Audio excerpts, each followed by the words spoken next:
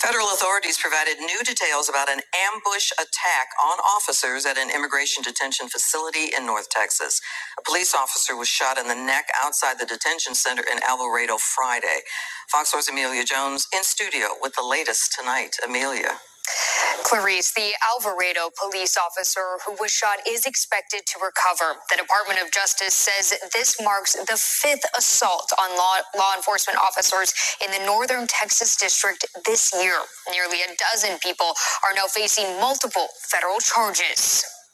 Make no mistake, this was not a so-called peaceful protest. It was indeed an ambush. Monday, the Department of Justice shared new details on a shooting at the Prairie Land Detention Center in Alvarado, south of Fort Worth.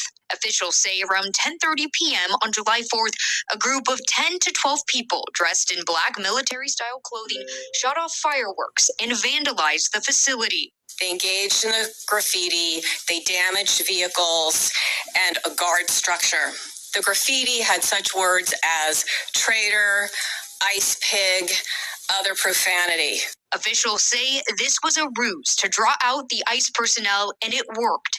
Two unarmed corrections officers went to speak with the vandals. Meanwhile, the group signaled a gunman nearby. Alvarado police responded to a 911 call at the facility. When the officer got there, he was shot in the neck, and another assailant fired 20 to 30 rounds at the unarmed corrections officers. When the suspects fled the scene, the Johnson County Sheriff's Office stopped a vehicle leaving the detention center. There was a single driver in that vehicle. The sheriff deputy saw in plain sight a firearm. Another firearm was in the back seat. And there were two Kevlar ballistic-style vests also in that vehicle. According to court documents, this driver told the sheriff deputy he met some people online and took them from Dallas to the detention center to, quote, make some noise. On the detention center property, sheriff deputies stopped 7 individuals near where the Alvarado police officer was shot. Some were wearing body armor, some were covered in mud, some were armed, and some had two-way radios on them. When authorities searched the area, they found more body armor, spray paint, and flyers with anti-ICE messaging. Over the course of the weekend, additional related searches occurred.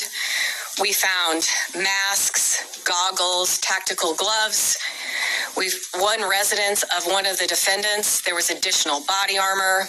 There was a cache of 9 additional weapons, spray paint, fireworks, and again, insurrectionist material. The Department of Justice charged the 10 suspects with 3 counts of attempted murder of a federal officer and 3 counts of discharging a firearm in relation to a crime of violence. An additional co-conspirator is charged with obstruction of justice and conspiracy for attempting to conceal and destroy evidence in relation to the attack.